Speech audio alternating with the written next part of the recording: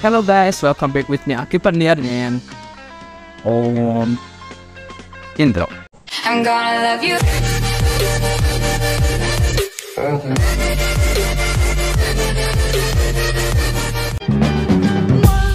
is the loneliest number that you'll ever do. Two can be as bad as one. It's the loneliest number since the number one. Oke, bismillahirrahmanirrahim. Assalamualaikum warahmatullahi wabarakatuh. Perkenalkan, nama saya Muhammad Anggi Ferdian Rahman dengan NPM 1011948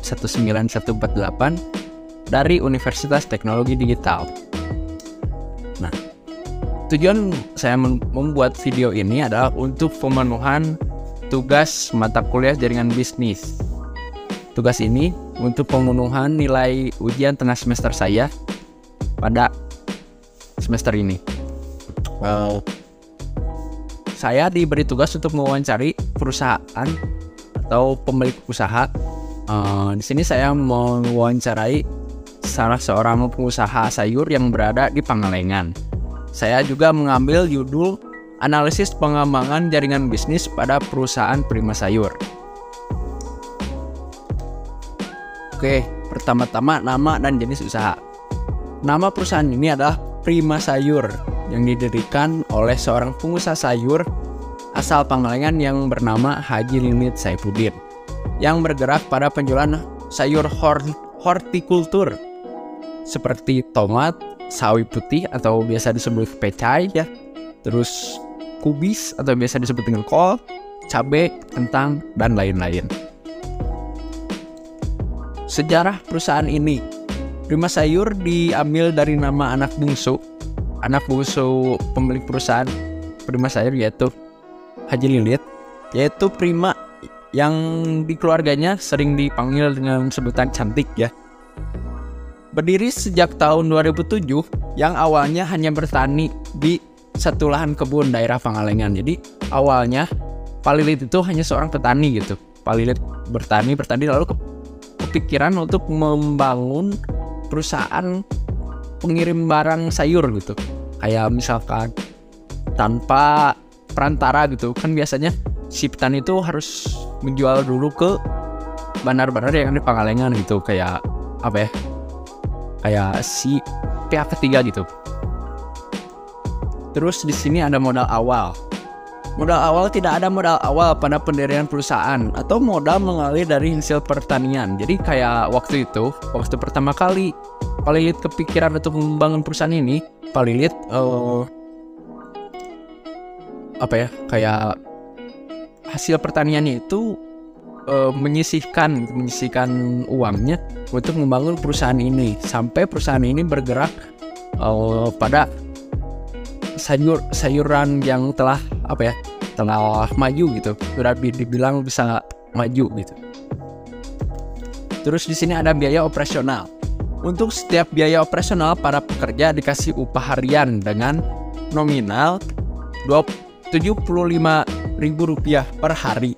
Dan untuk biaya operasional pengiriman tidak menentu, dihitung dari jarak tempuh kendaraan, bisa menghabiskan kurang lebih Rp700.000.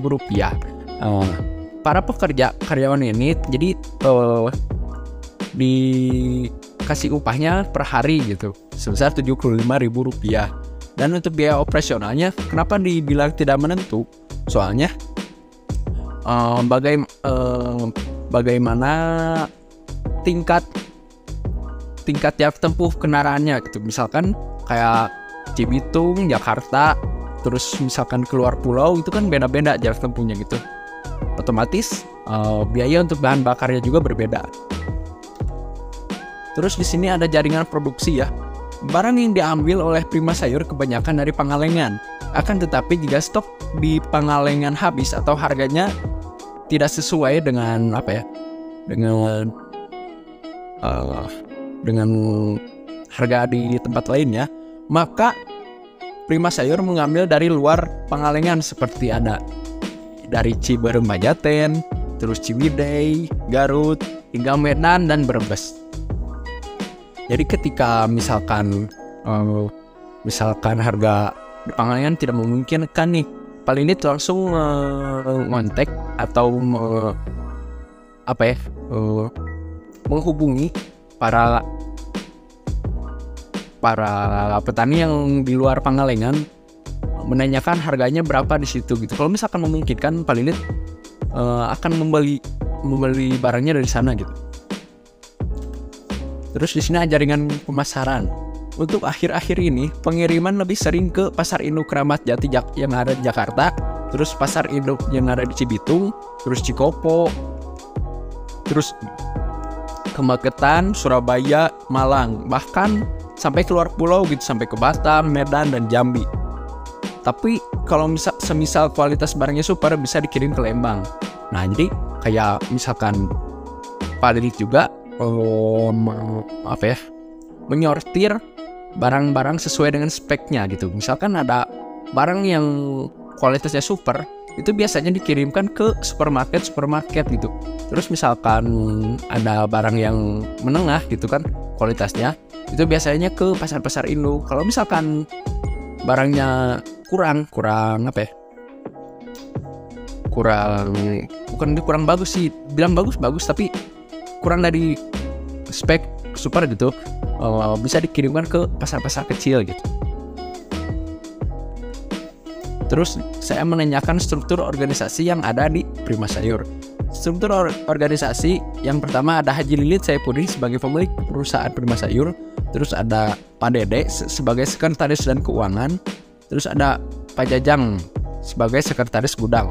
Nah, Haji Lilit mempercayakan kepada Pak Dede sebagai sekretaris dan keuangan. Tugas Pak Dede adalah menuliskan barang-barang yang dibeli oleh Prima Sayur. Misalkan Prima Sayur membeli dari petani ini gitu. Nah, itu dituliskan oleh Pak Dede pengeluarannya berapa gitu. Dikeluarkan oleh Prima Sayur untuk membeli barangnya. Terus ada Pak Jajang yang biasa disebut di gudangnya itu Mang Cis gitu. Mang Cis ini ditugaskan sebagai sekretaris gudang. Tugas sekretaris gudang yaitu menuliskan barang yang masuk dan barang yang keluar gitu. Terus ada teknik pemasaran. Teknik pemasaran yang dilakukan oleh Prima Sayur adalah melalui via telepon, WhatsApp, lalu media sosial lainnya. Kenapa cuma segini untuk teknik pemasarannya? Dikarenakan emang pada awal mula mereka para pembeli mengetahui Prima Sayur itu menjual sayuran, para pembeli datang dulu ke gudang dan ke kantor untuk menanyakan barang apa saja yang tersedia gitu. Lalu setelah keterusan berangsur-angsur waktu, mereka pun meminta nomor telepon, lalu minta WhatsApp gitu, atau misalkan ke media sosial yang sudah didaftarkan oleh Prima Sayur gitu. Jadi ketika mereka para pembeli tidak tahu atau tidak punya nomor dari Prima Sayur, bisa ke media sosial yang lainnya seperti Instagram gitu, ada Telegram dan lainnya. Terus target pasar dilihat dari segi harga ya. Jika harganya memungkinkan, maka pasar itulah yang akan dikirimkan barangnya oleh Prima Sayur. Jadi Prima Sayur juga melihat dari segi harganya gitu. Misalkan di pasar Cibitung nih, pasar Cibitung lagi bagus nih, harganya lagi naik, maka Prima Sayur mengutamakan pengirimannya ke sana dengan spek yang yang memungkinkan gitu, yang emang harganya segitu, speknya seperti ini gitu. Terus kalau misalkan barangnya jelek gitu misalkan, nah itu mah emang sudah ada pasar yang siap menampung barang-barang yang kurang memungkinkan di luar barang yang super gitu. Misalkan barang yang middle atau yang baik kurang gitu. Terus ada target penjualan. Target penjualan minimal omset per hari berkisar 15-20 ton agar upah para karyawan bisa tertutupi. Nah, Pak Lilit mengatakan kepada saya kalau target penjualannya agar bisa menutupi dulu untuk para karyawan gitu. Kalau misalkan untuk omset kan harga sayuran itu emang tidak menentu gitu, kadang naik, kadang turun, bagaimana stok barang yang ada di pasarnya. Terus target pendapatan, tidak ada target pendapatan. Kenapa tidak ada target pendapatan? Seperti saya katakan tadi, harga sayuran itu tidak menentu gitu. Bahkan sampai berjam-jam juga itu bisa berbeda-beda harganya gitu. Terus cara mengelola usaha dengan baik. Kalau misalkan cara mengelola usaha dengan baik di dalam perusahaan, Prima Sayur mengedepankan mendisiplinkan karyawan, terus memberikan upah tepat waktu dan sesuai kinerja karyawan. Terus kalau misalkan di luar perusahaan, memberikan pelayanan dengan sebaik mungkin. Mendisiplinkan karyawan, misal kayak gini. Para karyawan diwajibkan untuk datang jam 8 pagi gitu. Agar para pekerja bisa langsung mengemas barang gitu atau menyortir barang gitu kan. Jadi mengedepankan disiplin dulu karyawannya gitu. Terus memberikan upah tepat waktu dan sesuai kinerja karyawan. Jadi karena upahnya per hari gitu, tambah upahnya juga bagaimana kinerja karyawan. Misalkan si A kinerjanya bisa menyortir barangnya itu lebih banyak gitu, otomatis upahnya juga lebih gede gitu kan. Kalau misalkan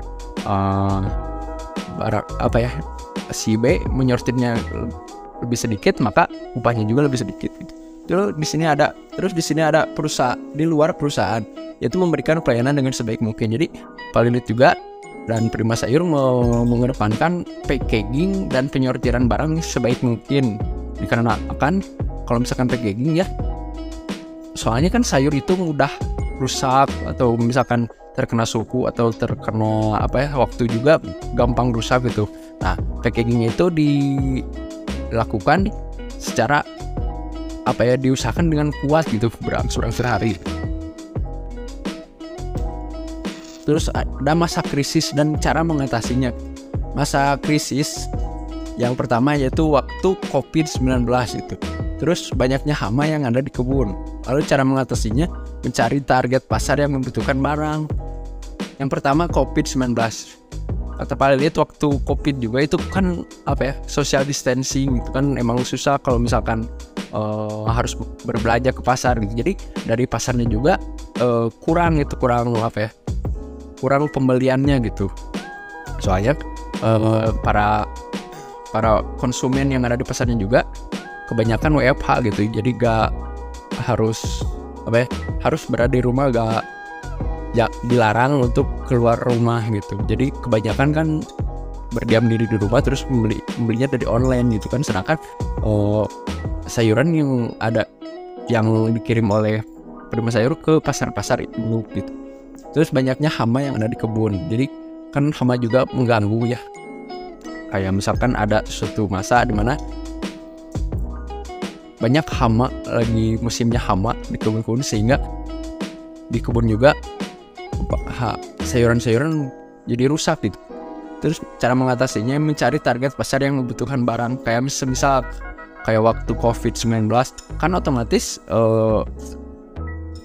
orang-orang yang ada di rumah juga harus makan kan, membutuhkan sayuran untuk meningkatkan imun mereka.